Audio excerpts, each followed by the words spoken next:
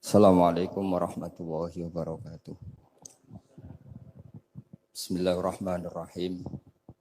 Alhamdulillahirabbil alamin wassalatu wassalamu ala asyrofil mursalin sayyidina Maulana Muhammadin wa ala alihi wa sahbihi asma'in amma ba'du. Sedanten kasepuhan Pondok Pesantren Hajan ingkang kula hormati, wonten Gus Zaki, wonten Pak Yasir, wonten sedanten ingkang kula hormati, wonten Gus Rozak, Mas Nadif sedanten ingkang saya hormati. Kula mungkin baru malam ini keluar setelah ibu sakit di ICU 22 hari. Tapi saya memang di rumah sakit tiap malam tuh pulang untuk ngajar pondok saya. Karena saya ngajar Syariatullah Al-Khalidah karangan Sayyid Muhammad.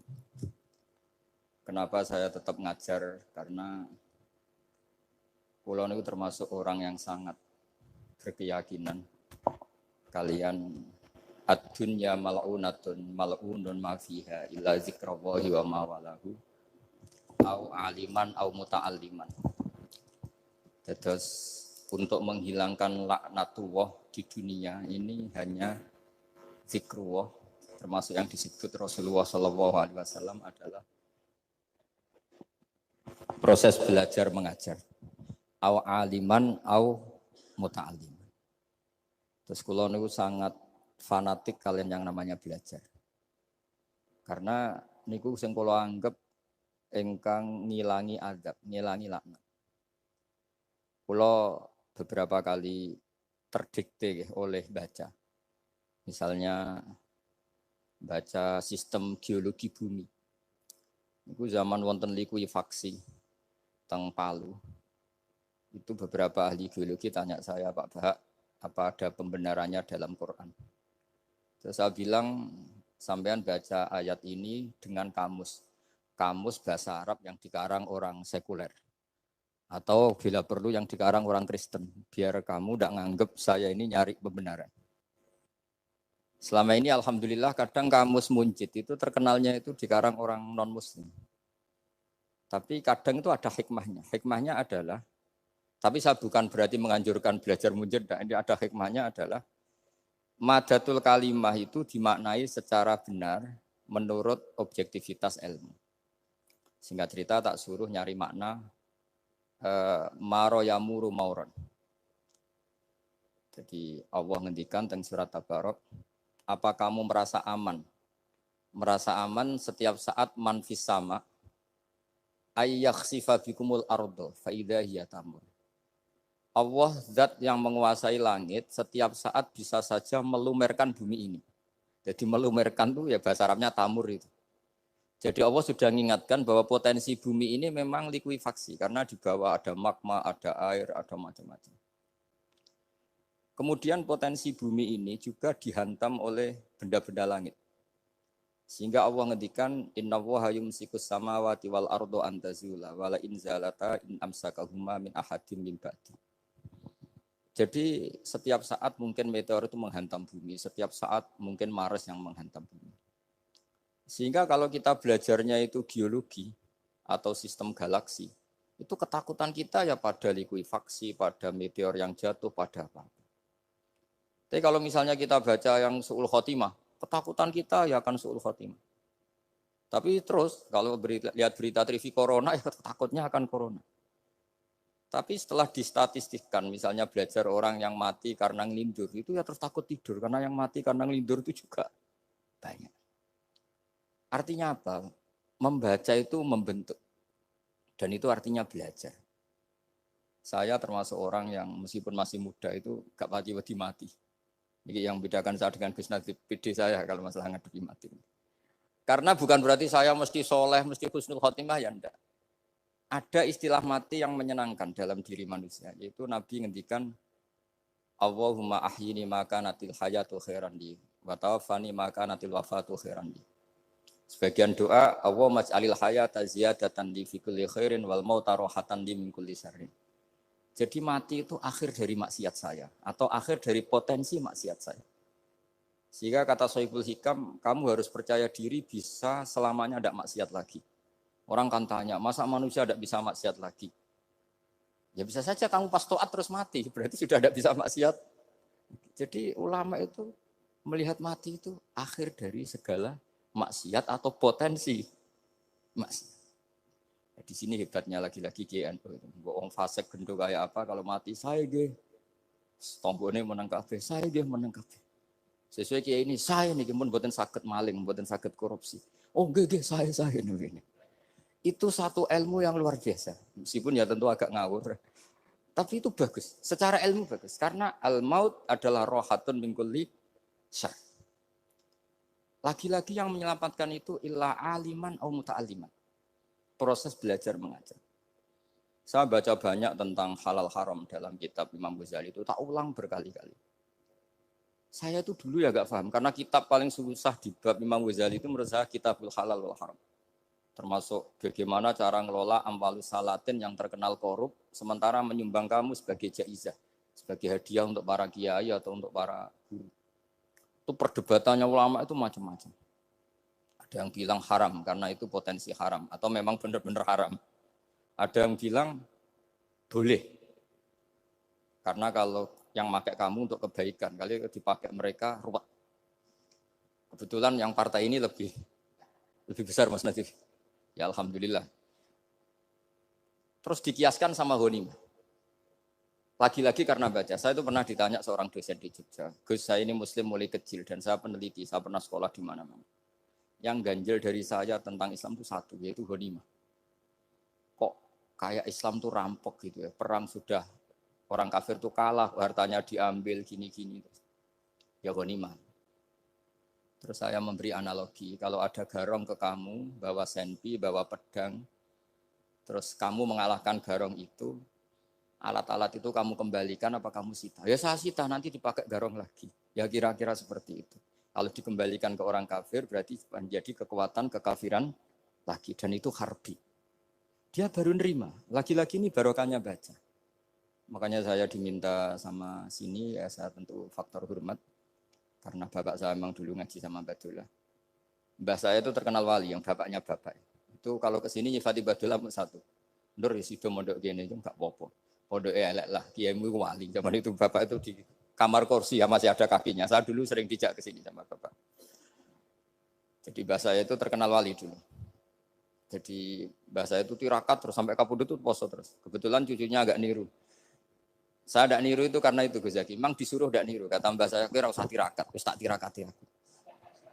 Gitu. Jadi saya, Mbah Mun juga gitu. Kowe haram tirakat, terus tak tirakati aku. Saya senang sekali.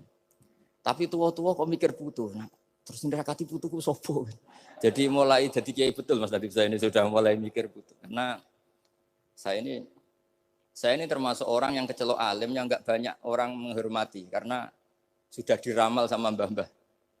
Di dulu mbah saya Mbah Nur Sam itu kakak saya itu SMP SMA, kakak saya yang kedua juga SMP SMA. Mbah saya itu Mbah Nur Sam itu yang nganterkan bapak ketika mondok sini itu, yang ikrar karo Badullah wali Mbah Nur Sam itu, ahli tirakat, ahli puasa. Itu bilang, Nur, anak sing iki aja pondok, aja sekolahno. Sumben sing ngalim ku anak sing iki. Ketika saya hampir tamat SD sama mbah saya Tuban, mbah saya Narukan juga di Sabdo begitu. Singkat cerita saya mondok sarang. Mondok sarang pertama langsung dikenal Mbah Mun, wong anak kiai jadi langsung dikenal. Didoni macam-macam terus jadi wong alim juga ada yang ngelem. Biasa aja untuk dongane wong sepuh-sepuh. Ya sebenarnya saya agak kecewa, ya, saya inginnya kan dianggap prestasi gitu, ternyata dianggap doanya orang-orang sepuh. Ya, makanya kula niki mriki ya rodok ya syukurlah sama Bang Mutamakin sama semuanya karena tadi kenapa saya harus cerita ini. Quran sendiri mengakui bahwa orang soleh itu diantara aturannya adalah dzurriyyatam ba'duha min ba'd. Meskipun Allah bisa bikin orang soleh dari mana saja, tapi yang legitimit itu memang dzurriyyatam ba'duha min ba'd. Dan kata dzurriyah itu tasmalu auladal inas, kata Ibnu Hajar al-Asqalani, memasukkan turunan yang dari ibu. Meskipun tentu secara wali nikah atau secara disiplin nasab dari ibu itu tidak ngefek. Tapi dari segi fa'innal irqadassas, bahwa sistem tubuh kita itu tetap ada gen dari seorang apa? Ibu. Sehingga banyak ulama tafsir mengatakan dzurriyyah itu tasmalu auladal inas. Dzurriyyah itu memasukkan turunan dari apa? Ibu. Bapak saya itu nasabnya nasab wali. Jadi mbah-mbahnya itu suka tirakat, suka ibu itu nasab kiai. Jadi kalau bapak wiridan itu, kalau istiqomah itu disalahkan sama keluarga ibu. Istiqomah itu salah. Karena ijabu malam yajib, mewajibkan sesuatu yang tidak wajib. Itu masalah secara ilmiah. Mbah Mun itu sering kritik kalau ada pondok kok wajib puasa, wajib merawat itu sering kritik. Itu secara fikih bahaya. Ijabu malam yajib, mewajibkan sesuatu yang tidak wajib. Dan itu kriminal dalam bab fikih. Betul itu, sama cari di Sulam Taufik, babnya itu ngeri. Ijabu malam yajib itu tidak dihitung minal kabair. Dicari sendiri itu di bab Sulam Taufik, tidak perlu saya sebut, itu parah betul malah cara menvonis Abdullah bin Husain bin Thohir di Sulam Taufik. Ijabu malam yajib. Tapi pondok-pondok yang tirakat tidak kurang dalih. Niki boten majibaken, ngelatih. Boten majibaken tapi napa?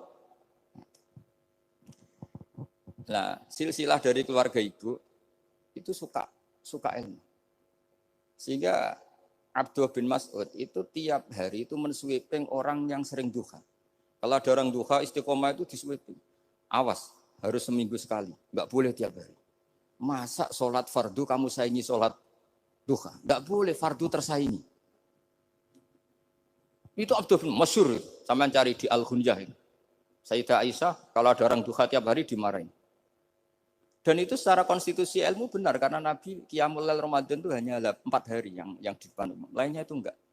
Khasyata ayyufrodo alaihim kalau dalam sahih takut dianggap fardu. Akhirnya istiqomah itu masalah di keluarga saya yang dari ibu. Nah kebetulan kita ini suka ada istiqomah akhirnya ya seperti ini. Tapi ini ilmu harus kita bicarakan. Tapi yang istiqomah Bapak itu pengagum Badullah. Bapak itu suka sama istiqomah. Karena punya guru dulu Ki Zubedi istiqomah, Badullah istiqomah. Tapi jangan kira Badullah itu hanya istiqomah. Saya punya sanad banyak. Mungkin Gus Zaki lebih tahu. Sering saya diceritain Bapak. Badullah itu nak ambek wong fasih teman-teman itu ya rapati cocok. Senajan to majibno fasih. Tak takok iki ngopo. Engko nak ke fasihan darani wong awam untuk ganjaran. Mergo macane Quran gak fasih. Padahal untuk ganjaran mergo seneng Quran. Jadi terus tak takoki Bapak, niku saged damel syariat mboten? Ya ora kenek, pokoke ngono.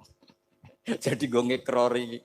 Artinya beliau ndak ingin lah gara-gara kita terlalu pakem tajwid kemudian menganggap siapa saja baca Quran salah kemudian tidak dapat pahala. Bisa saja hamalahum ala ayaqraul Qur'ana apa mahabbatuhum wa iskuhum wa kada wa kada. Jadi akhirnya saya jadi tahu. Oke, secara makhraj salah, tapi iseknya benar, mahabbahnya benar, brontonya benar.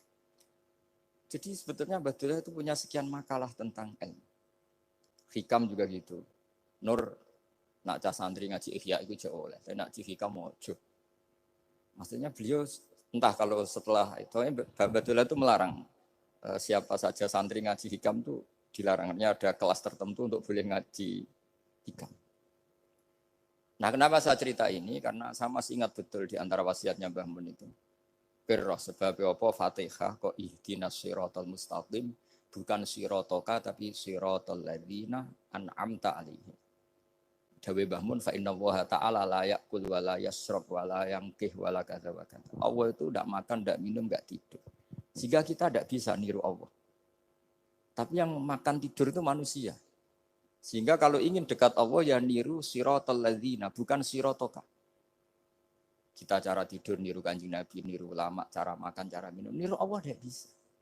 Makanya bukan ihdinas siratal mustaqim sirotoka tapi siratal ladzina an'amta. Maka dalam beragama itu butuh master, butuh panutan. Ya tentu Mbah Mun oleh ngendikan pakai luwet orang-orang kuno. Cara Mbah Mun pakai cantolan. Maka saya punya makalah banyak dari Bapak, dari Mbah Mun, dari Mbah Zubair, dari sampai saya itu hafal sanad sampai Rasulullah SAW. Karena yang bisa mengawal ilmu itu sanad. Termasuk saya di sini bawa kitab Ar-Risalah Al-Qusairiyah. Nanti saya baca beberapa panutan kita. Di sini ada Abdul Qasim Al-Junaidi, ada Abu Yazid Al-Bustami, ada banyak ulama yang ditulis Ar-Risalah Al-Qusairiyah. Dan itu yang membentuk Imam Ghazali, kitab Ar-Risalah Al-Qusairiyah. Tapi sekarang kita ini tidak belajar lagi tentang tasawuf. Tasawuf itu Abdul Qasim Al-Junaidi jadi wali itu bukan wiridannya terlalu banyak. Enggak. Beliau pernah bikin satu kalimat yang menjadikan Allah itu ridho. Kalimatnya begini, kalau malam beliau wiridan gini, ya Allah, kenapa engkau ngasih rezeki saya? Padahal engkau tidak butuh saya. Kalimatnya sederhana. Kalau seorang majikan ngasih servis sama karyawannya, memang butuh pekerjaannya. Orang tua ke anak butuh kasih sayangnya. Tapi engkau ini zat yang tidak butuh saya, tidak butuh kita. Ngapain ngasih? Jadi punya sisi betapa Allah itu luar biasa. Wong tidak butuh kok. Ngasih itu kan luar biasa. Jadi karena mensifati seperti itu Allah itu ridho. Itu luar biasa. Normalnya orang memberi itu kan, apalagi orang memberi kiai itu kacau sekali. 1.000 jaluk swarga. Salam template 1 juta ya jaluk apa? Swarga itu parah lagi. Nanti kalau enggak masuk surga, tunda-tunda. Itu ngeri lagi itu. 1 juta minta apa? Surga.